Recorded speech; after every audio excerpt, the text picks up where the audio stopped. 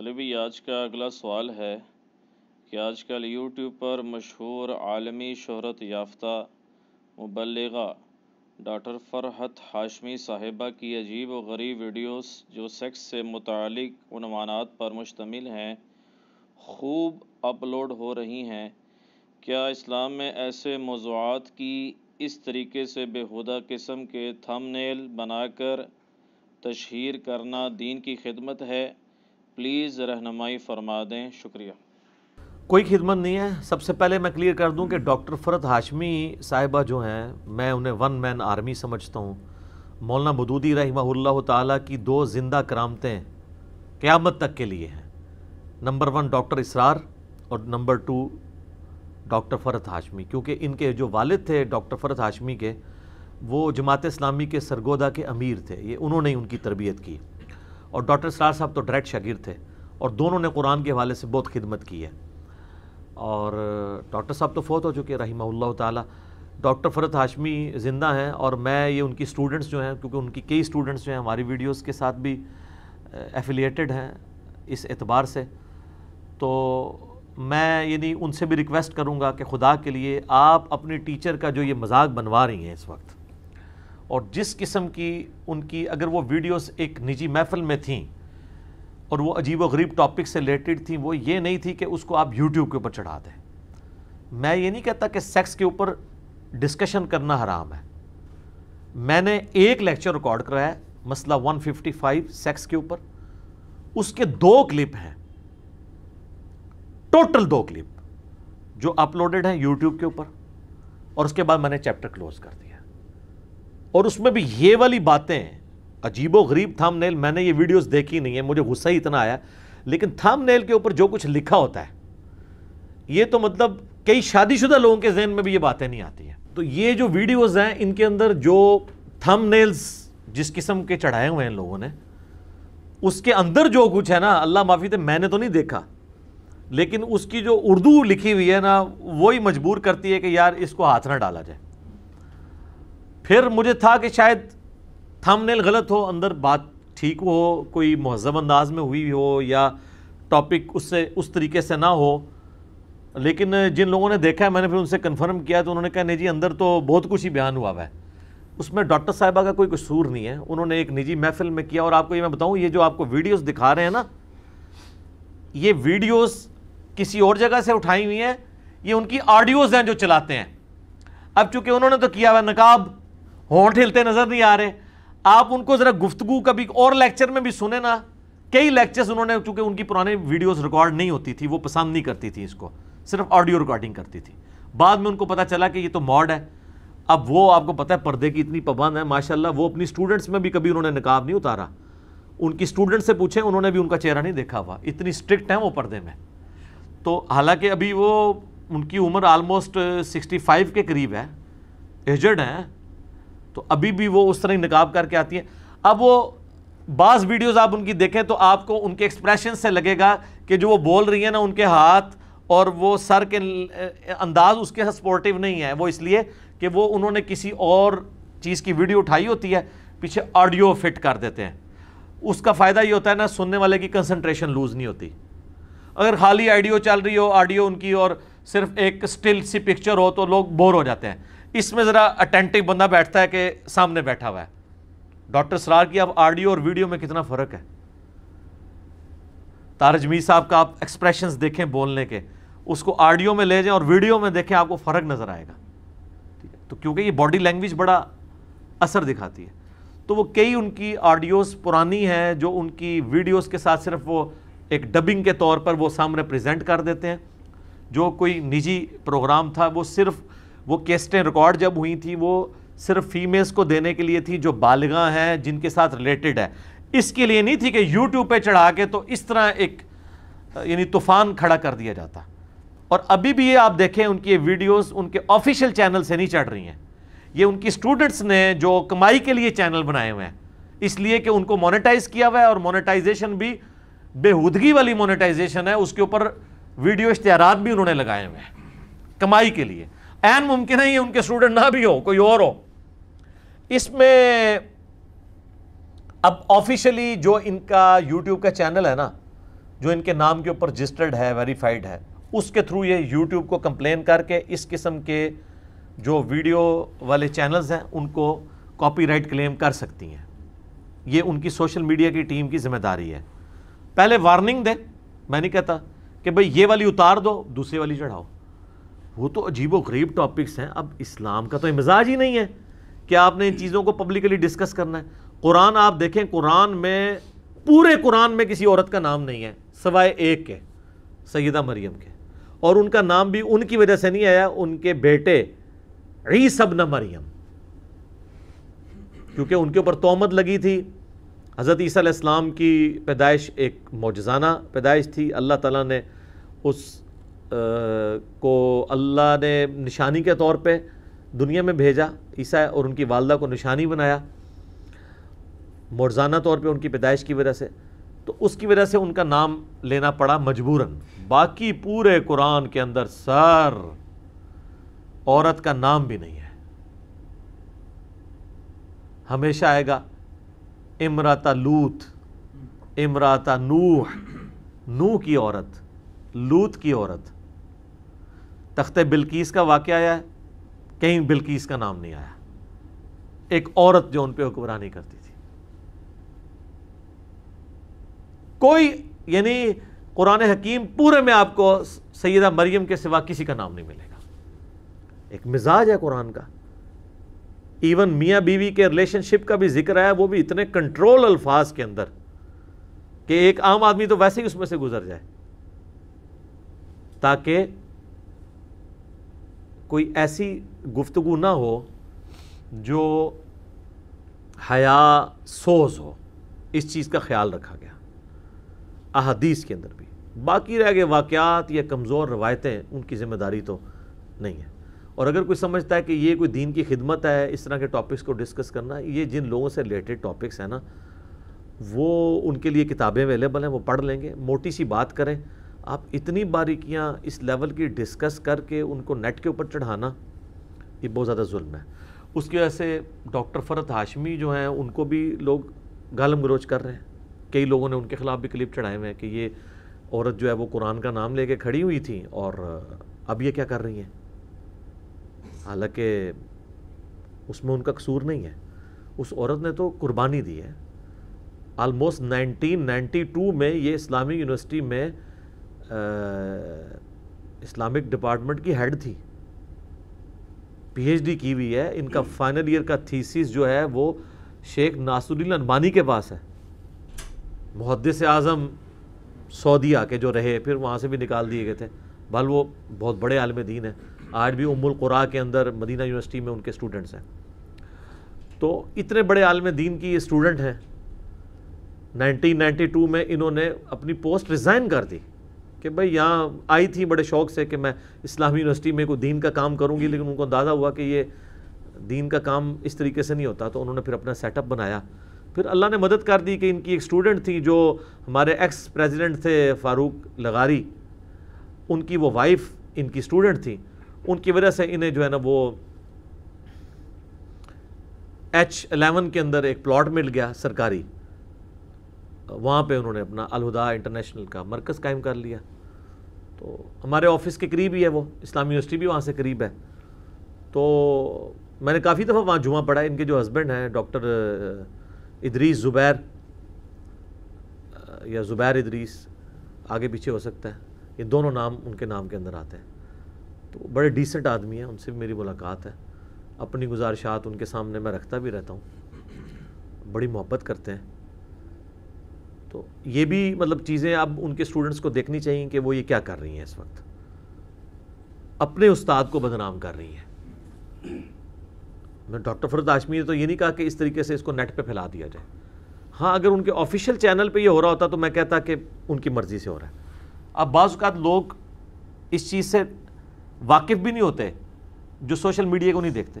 طارق جمیل صاحب کے کئی ایک کلپس عجیب بیہودہ قسم کے تھم نیلز کے ساتھ اپلوڈ کیے گئے، بعض اشتعال انگیز بھی تھے۔ ایک کلپ کسی نے اپلوڈ کیا ہوا طارق جمیل اور انجینئر محمد علی مرزا کا مناظرہ۔ اب نہ مجھے اس بات کا پتہ ہے نہ طارق جمیل صاحب کو پتہ ہے۔ تو اس میں میرا خیال ہے اب علماء کو یہ بھی دیکھنے کی ضرورت ہے کہ اگر وہ یوٹیوب کے اوپر اپنے آپ کو پریزنٹ کر رہے ہیں نا تو وہ پھر یوٹیوب کی ایکٹیویٹیز پہ نظر بھی رکھیں. میں نے تو رکھی ہوئی ہے نظر, مجھے اگر کہیں سے پتہ چل جائے تو میں پھر اس چیز کو فوراً ریکٹیفائی کرتا ہوں. طارق جمیل صاحب کو میں نے کئی چیزیں ان کے حوالے سے ہائی لائٹ کی, انہوں نے بھی ریکٹیفائی کیا. ان کو بعض کا نہیں پتہ تھا کہ اچھا یہ ہو رہا ہے میرے ساتھ, میرے نام پہ یہ کر رہے ہیں, تو وہ اس کو ریکٹیفائی کر لیتے ہیں.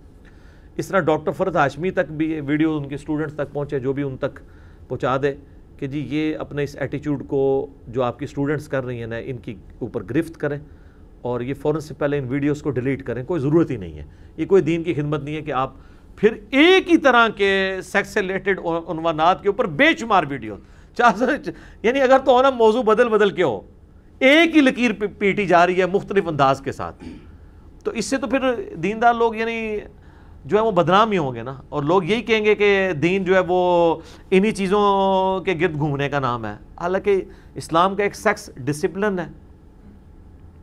قرآن میں اللہ تعالیٰ فرما رہا ہے کہ عورت کی زیور کی چھنکار باہر نہ سنائی دے.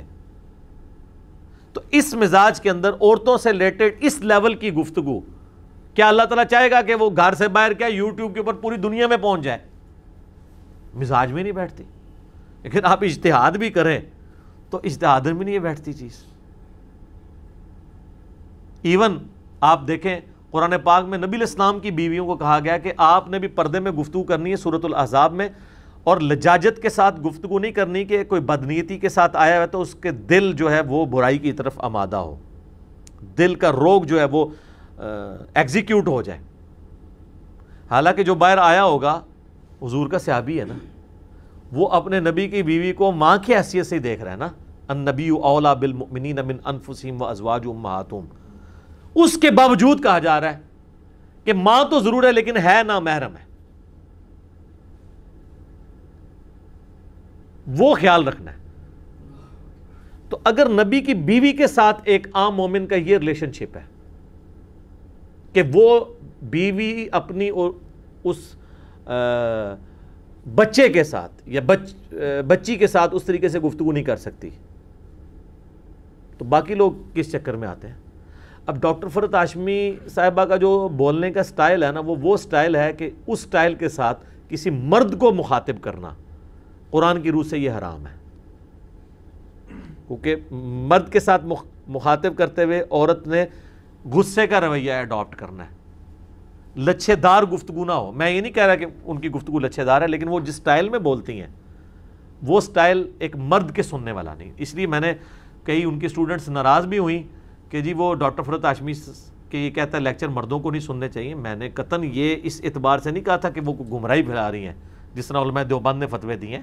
میں ان کو ایک سمجھتا ہوں کہ وہ مجاہدہ عورت ہیں دین کا, انہوں نے اتنا کام کیا قرآن کے حوالے سے کہ وہ ہزاروں مردوں پہ بھاری ہیں, لیکن عورتوں کے ساتھ لڑے.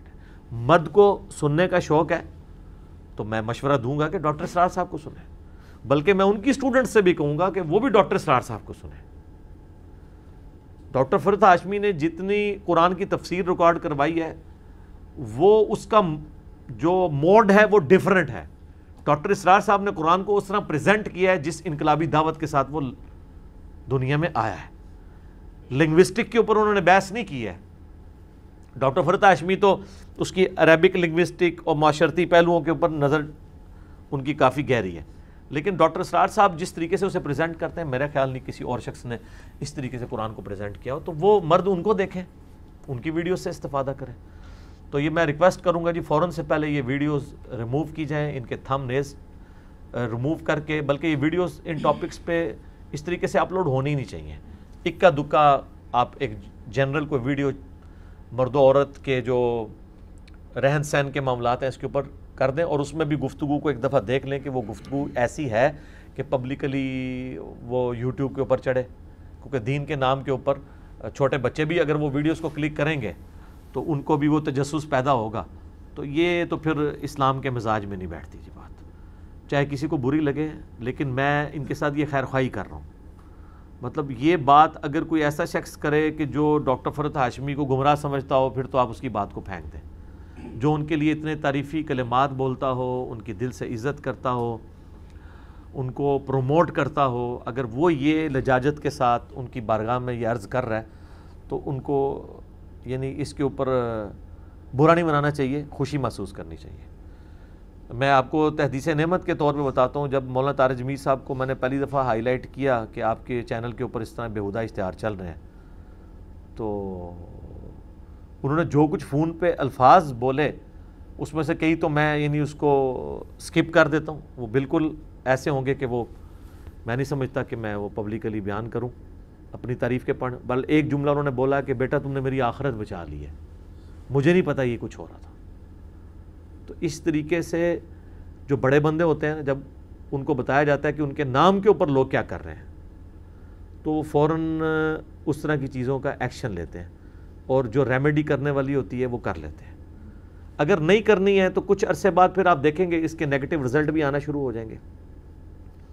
ہم نے بھی اپنا سوشل میڈیا کا کام کافی حد تک قابو میں رکھا ہوا ہے۔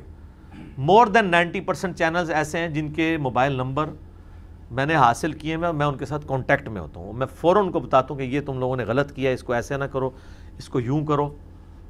یہ نہیں کرتا کہ میں ان کو گائیڈ کروں کہ تم نے یہ کلپ جو ہے وہ نہیں بنانا یا اس کلپ کو ایسے ضرور بنانا ہے۔ میں کہتا ہوں یہ میرا مشورہ ہے، آگے آپ کی مرضی ہے، یہ بہتر ہے۔ تو کئی بار وہ اعتراض کر دیتے ہیں، میں کہتا ہوں ٹھیک ہے آپ کی اپنی مرضی ہے، آپ اس کو اس طرح کرنا چاہتے ہیں، لیکن یہ ایک ریڈ لائن کراس نہیں ہونی چاہیے۔ یہ ذمہ داری ہے سوشل میڈیا پہ کام کرنے کے لیے، یہ اس چیز کو دیکھنا ضروری ہے۔ یہ اسی طریقے سے ہے کہ آپ ایک بس میں بیٹھے ہوئے ہیں اور جو ڈرائیور جو ہے وہ کبھی کسی کے ساتھ ریس لگا رہا ہے جی ٹی روڈ کے اوپر، کبھی کسی کے ساتھ، اور وہ موڑ کے اوپر بھی سپیڈ کے ساتھ وہ سٹیئرنگ یوں کرتا ہے، جس طرح ہمارے یہاں پہ جو کوہستان والے اور یہ باقی آپ بسوں پہ سفر کریں، راکٹ جس کے اوپر لکھا ہوتا ہے، راکٹ بنایا بھی ہوتا ہے انہوں نے اس کو، تو اور آپ کہنے جی میری کوئی ذمہ داری نہیں ہے، یہ جدھر مرضی لے جائے، تو پھر آپ کو لے جائے اگلے جہاں میں ہی نہیں، آپ کا کام ہے آپ اس کو ٹوکیں۔ اس طریقے سے سوشل میڈیا پہ بھی جو آپ نے ڈرائیور بٹھائے ہوئے ہیں جو آپ کی ویڈیوز کو پبلکلی شو کر رہے ہیں، تو وہ دیکھنے کی ضرورت ہے کہ وہ ان کے ساتھ کر رہے کیا ہیں، ان ویڈیوز کے ساتھ تھم نیلز تو نہیں غلط بنا رہے۔ میرے کئی لوگوں کے مناظرے کے ساتھ چینل بنائے، میں تو مناظرے کو غلط سمجھتا ہوں، چیلنجز کے بنائے ہوئے ہیں، میں تو کبھی کسی کو اس طرح کا مناظرے کا چیلنج نہیں، علمی چیلنج دیا ہے کہ بھئی یہ چیلنج ہے، اس کا علمی جواب دو، دیٹس آل۔ تو وہ پھر عجیب و غریب قسم کے بعض اوقات الفاظ بھی کسی کے لیے ایسے غلط لکھ دیتے ہیں، وہ پھر میرے کھاتے میں ڈلتے ہیں۔ اور یہ یاد رکھیے گا میں اپنی ویڈیوز کا ذمہ دار ہوں، وہ بھی کانٹیکسٹ کے ساتھ، آؤٹ آف کانٹیکسٹ کوئی ذمہ دار نہیں ہوں، کسی کلپنگ کا ذمہ دار نہیں ہوں۔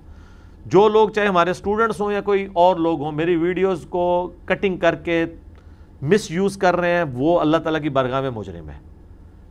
اور جو مس یوز ہو رہی ہے اگر کوئی چیز، اس میں کوئی مجھے کرٹیسائز نہیں کر سکتا کہ آپ نے یہ لفظ کیوں استعمال کیا، اس کو تو لوگ مس یوز کر رہے ہیں۔ وہ مس یوز کرنے والوں کا قصور ہے۔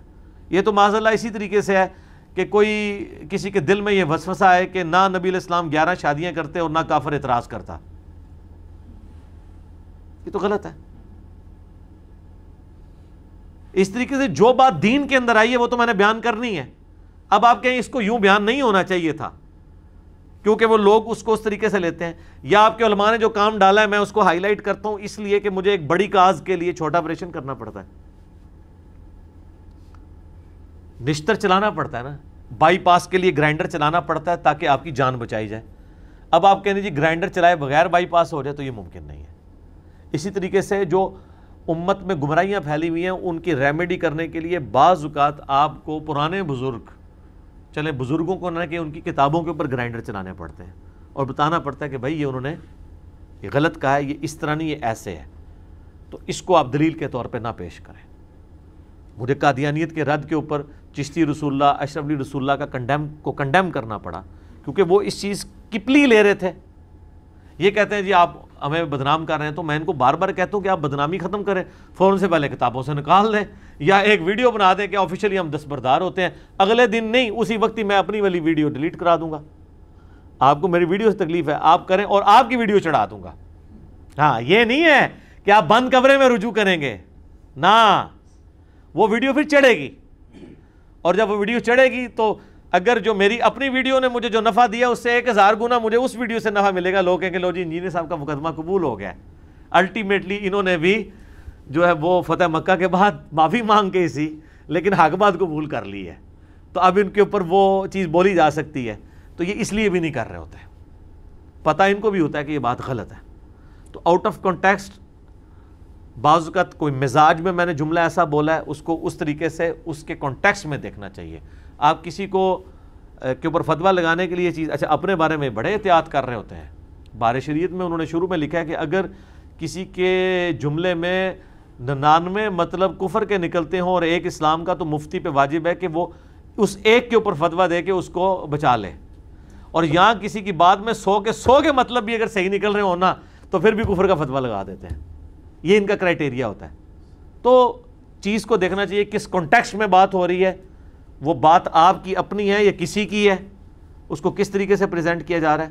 بل اس میں پھر بھی اگر آفیشیل چینل سے کوئی ہو رہا ہے تو وہ ذمہ دار ہے، دوسرے جو کر رہے ہیں ان کے اوپر تو پھر سائبر کرائم کا مقدمہ ہی کرنا چاہیے، ڈاکٹر فرحت ہاشمی کو بھی اور مولانا طارق جمیل صاحب کو بھی اور مجھے بھی۔